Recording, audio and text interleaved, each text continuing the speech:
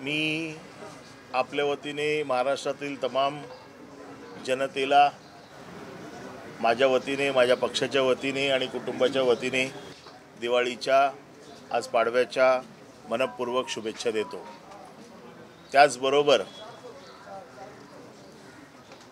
शिंदे गटात जे 2 ज्येष्ठ नेते गेलेत त्यांना देखील पुढील भांडणासाठी शुभेच्छा देतो।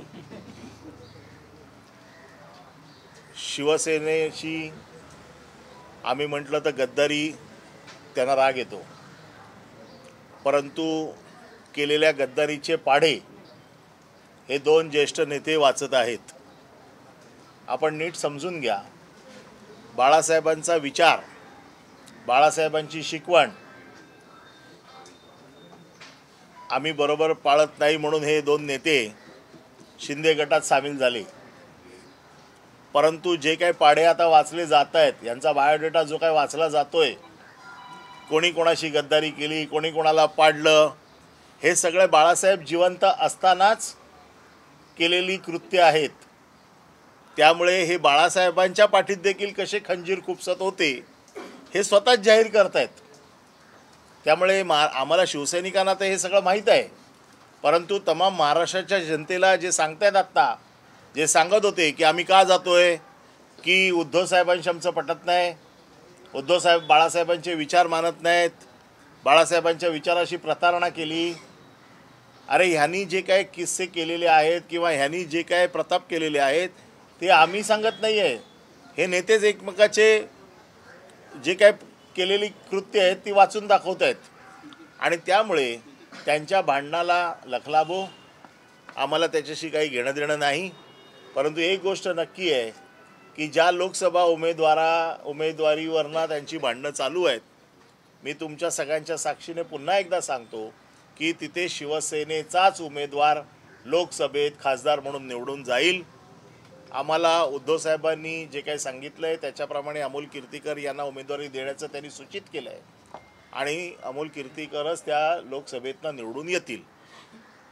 परंतु कदम म्हणतायत की अमोल कीर्तीकरांना तिकीट तिकडून आणि तुम्हाला इकडून एक प्रकारची मुळा कुस्ती होईल आणि तुम्ही घरातच बसून अशी ती लढत होईल। माझं म्हणणं असं आहे, मी कालच सांगितलं आहे की दोघांनी एकत्र या, भांडू नका, आणि दोघे एकत्र मिळून आमच्याशी लढा। तरी देखील शिवसेनेचाच खासदार येणार, उद्धव बाळासाहेब ठाकरे या पक्षाचाच खासदार हा लोकसभेत निवडून जाणार। या बाबतीत आम्ही अतिशय ठाम आहोत। त्याचं कारण असं आहे की कोणी तिकडनं जो निवडून गेलेला आहे तो शिवसैनिकांच्या जोरावर निवडून गेला आहे। अपार मेहनत या विभागातील लोकांनी केली आहे, शिवसैनिकांनी अपार कष्ट घेतलेले आहेत। त्याच्यामुळे या जागेवरती अधिकार हा शिवसेना उद्धव बाळासाहेब ठाकरे गटाचाच आहे आणि त्यामुळे आमच्या मनात कुठलीही शंका नाही। पण या दोघांच्या भांडणामध्ये भारतीय जनता पक्ष ती जागा स्वतःकडे घेईल आणि या दोघांपैकी कोणामध्येही एवढी हिंमत नाही आहे किंवा त्यांच्या नेत्यांमध्ये देखील ही हिंमत नाही आहे की भारतीय जनता पक्षाला जागा न सोडण्याची। उद्या भारतीय जनता पक्षाने सांगितलं तुम्ही गप्प बसा, ही जागा आम्ही लढणार आहोत, तर आम्ही तुम्हाला आत्ताच सांगतो ही जागा भारतीय जनता पक्ष लढेल आणि शिंदेच्या गटामध्ये किंवा शिंदेमध्ये एवढी ताकद नाही आहे की ती जागा ते स्वतःकडे ठेवतील। आशिष शेलार यांनी टीका केलेली आहे, वाडवडिलांच्या पुण्याईमुळे जे भगवे होते ते आता हिरव्याकडे जात आहेत। आशिष शेलार यांनी उद्धव ठाकरेंचं नाव टीका केलेली आहे। त्यांच्या झेंड्यामध्येच भगवा आणि हिरवा आहे, एवढंच सांगतो। आमचा झेंडा प्युअर भगवा आहे। तुमच्यावर वैयक्तिकरित्या देखील आशिष शेलार यांनी टीका केलेली आहे, केवळ लोकांच्या वाईटांवर ते खपून बसले अशा पद्धतीने। कोण, मी? अच्छा, चांगले, शुभेच्छा त्यांना। मराठा आरक्षणाचा प्रश्न अजूनही सुटलेला नाही आहे, राज्य सरकार त्या संदर्भात गंभीर आहे का? ज्या पद्धतीने राज्य सरकार काम करते, राज्य सरकार फक्त ज्यांच्या नोंदी कुणबी आहेत अशांना सर्टिफिकेट देईल अशा प्रकारचं एक वातावरण राज्य सरकारच्या वतीने तयार केलं जात आहे। नोंदी तपासल्या जात आहेत, ज्यांच्या नोंदी कुणबी जातीच्या ज्यांच्या आहेत त्यांना ते सर्टिफिकेट देतील असं दिसतंय। परंतु यासाठी नवीन काहीच नाही आहे, ज्यांच्याकडे कुणबी सर्टिफिकेट नोंदी आहेत त्यांना कुणबी सर्टिफिकेट मिळायलाच पाहिजे आणि ते मिळतच आहे। परंतु जरांगेंची मागणी आहे की सरसकट मराठ्यांना कुणबी द्या, हे राज्य सरकार मान्य करतं की नाही हे बघायचं आहे। त्याच्यासाठी जरांगेंनी डेडलाईन दिलेली आहे. कळेलच थोड्या दिवसात ते काय करतायत म्हणून. अजित पवार दिल्लीत जाऊन केंद्रीय गृहमंत्री अमित शहा यांना भेटले, त्यामुळे कुठेतरी महायुतीमध्ये मला माहीत नाही, पूर्वी अजित दादांना बारामतीत जाऊन भेटावं लागायचं साहेबांना, पवार साहेबांना. आता त्यांना जागा बदलली, आता त्यांना प्रत्येक गोष्टीसाठी दिल्लीत जावं लागतंय. सर, आमदार अपात्रतेच्या संदर्भातला एक मुद्दा आहे. राहुल नार्वेकर यांनी एक वक्तव्य केलं की अनेक राजकीय फटाके जे ते फुटतील आणि मेजॉरिटीच्या बेसिसवरती जो निर्णय आहे तो घेतला जाईल. मेजॉरिटी कोणाची हा प्रश्न आहे. आणि राहुल नार्वेकर हे वकील आहेत, त्यांना कायदा कळतो आणि लोकांच्या मनातलं ते बोललं आहे आणि लोकांच्या मनात हेच आहे की हे सगळे अपात्र झाले पाहिजेत. आता तेच जर लोकांच्या मनातलं, ते मनकवडे असतील, लोकांच्या मनातलं ओळखलं असेल त्यांनी, तर तसा निर्णय देतील. आणि पक्षाकडनं आलेला निर्णय द्यायचा असेल तर ते वेगळा निर्णय देतील. परंतु याच्यावरती सुप्रीम कोर्ट बारीक लक्ष ठेवून आहे आणि सुप्रीम कोर्टाने जानेवारीच्या पहिल्या आठवड्यात तारीख नक्की केलेली आहे की निर्णय काय होतो ते बघण्यासाठी. त्यामुळे या सगळ्या गोष्टी आम्हाला बघाव्या लागतील. राहुल नार्वेकर काय निर्णय देतात ते बघावं लागेल. त्यानंतर सुप्रीम कोर्ट आहेच. उपमुख्यमंत्री अजित पवार यांनी दिल्लीत अमित शहाची भेट घेऊन गाऱ्हाणं मांडले की राज्यात सत्ता वाटप जोपर्यंत योग्य पद्धतीने होत नाही तोपर्यंत पुढच्या लोकसभा निवडणुकीत आपल्याला योग्य यश मिळणार नाही. एकीकडे शिंदे गटात आपापसात भांडणं लागली, दुसरीकडे उपमुख्यमंत्री अजित पवार सुद्धा नाराज आहेत. महायुतीत नेमकं चाललंय काय? नांदा सौख्य बरे, आम्ही त्यांना नांदा सौख्य बरे म्हणून शुभेच्छा दिलेल्या आहेत आणि ते इतके सुंदर नांदतायत की महाराष्ट्राची जनता डोळ्यात अश्रू आणून, आता ते म्हणतील हे आनंद अश्रू आहे, आम्ही म्हणू हे नकार अश्रू आहे. निधी वाटपावर अजित पवार नाराज असतील चर्चा आहे. कारण गेले डेंग्यूच्या नावाखाली जवळपास 15-3 आठवडे कुठेही माध्यमांसमोर किंवा आपल्याही सार्वजनिक कार्यक्रमात झाले.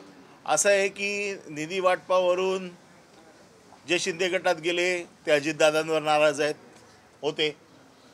आता ते सगळे एकत्र आहेत. आता अजितदादा गटाचे लोक नाराज आहेत अशा बातम्या आम्ही वाचतोय, तुमच्याकडनं ऐकतोय. त्यामुळे हा संगीत खुर्चीचा खेळ चालू आहे. कोणाला कधी खुर्ची मिळते आहे, कोण कधी पळते. फडणवीस, अजित पवार आणि शिंदे गटाचं हे सरकार आहे, गांडूबगीचं सरकार आहे असं संजय राऊत म्हणतात. कुठेतरी आता बिलो द बेल्ट जाते काय राजकारण? बघा, असं आहे की मला माहीत नाही बिलो द बेल्ट जाते की नाही, परंतु राजकारणाचा स्तर घसरला आहे हे नक्की आहे आणि तो सगळ्याच पक्षांनी सांभाळायला पाहिजे.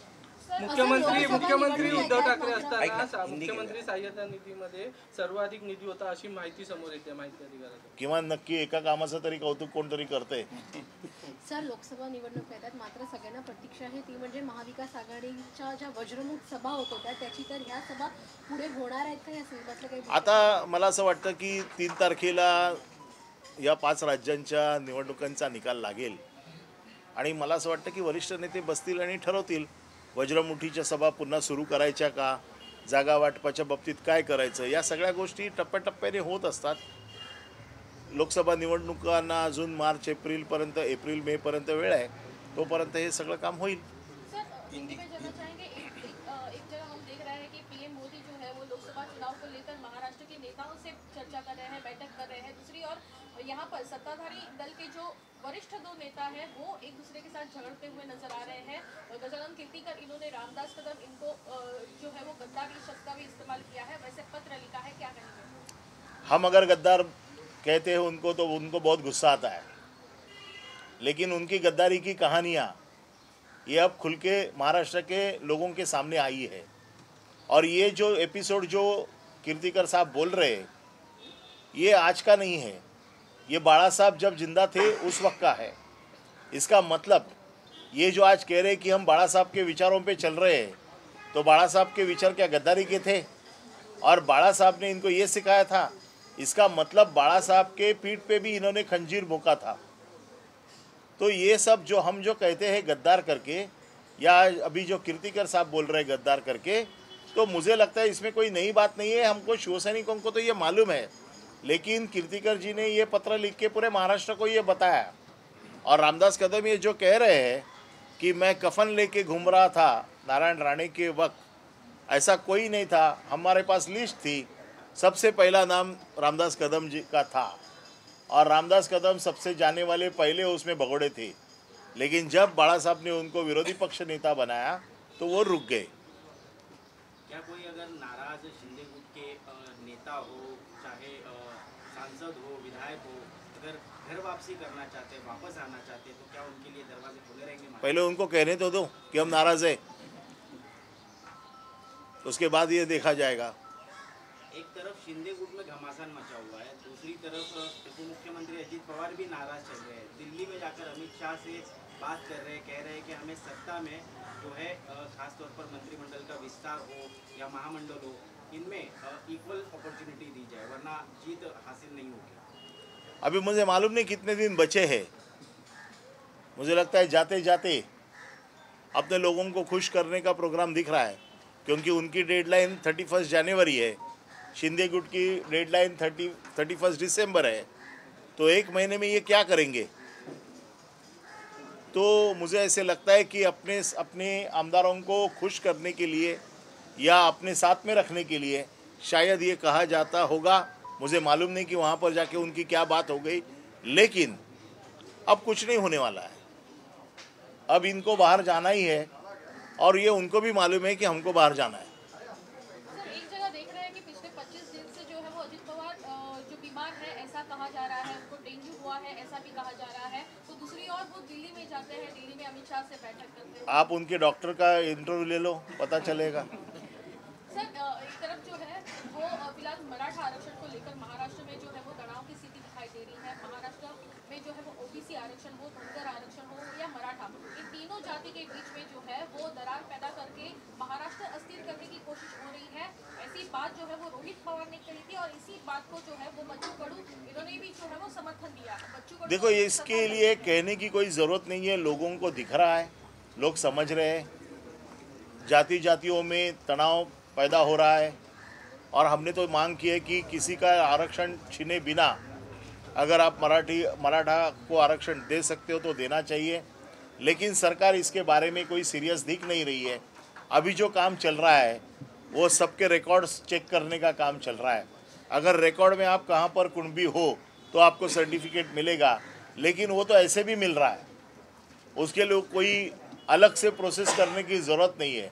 लेकिन जरांगे साहब ने जो मांग की है कि पूरे सभी मराठों को कुणबी का सर्टिफिकेट दिया जाए, उसके ऊपर सरकार क्या भूमिका ले रही है, ये अहम सवाल है। सर, यापूर्वी इतर राज्यातील निवडणुकीत शिवसेनेचे नेते हे शिवसेनेच्या प्रचारासाठी जायचे, मात्र यावेळी अशी माहिती येते की मुख्यमंत्री आणि काही नेते आहेत ते शिवसेनेचे भाजपचा प्रचार करण्यासाठी जाणार आहेत। हे बाळासाहेबांचे विचार आहेत। बाळासाहेबांनी कधी असं केलं नाही। बाळासाहेबांनी दुसऱ्या पक्षाच्यासाठी कधी दुसऱ्या राज्यात जाऊन कधी प्रचार केला नाही। अहो, हे मिंदे आहेत, हे कुठेही जाणार।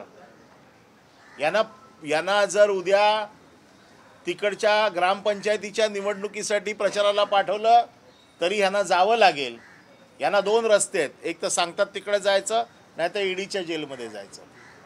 सर, बीजेपी की ओर से जो है वो टिप्पणी की जा रही है कि जो भगवा लेकर चल रहे थे अब जो है वो हरा हो गया है।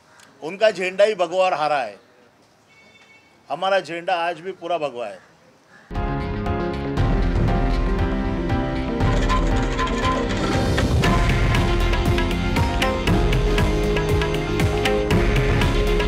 हे आहे देशातील नंबर 1 न्यूज नेटवर्क आणि आपण पाहत आहात TV9 मराठी। काळजी तुमची, हित महाराष्ट्राचं।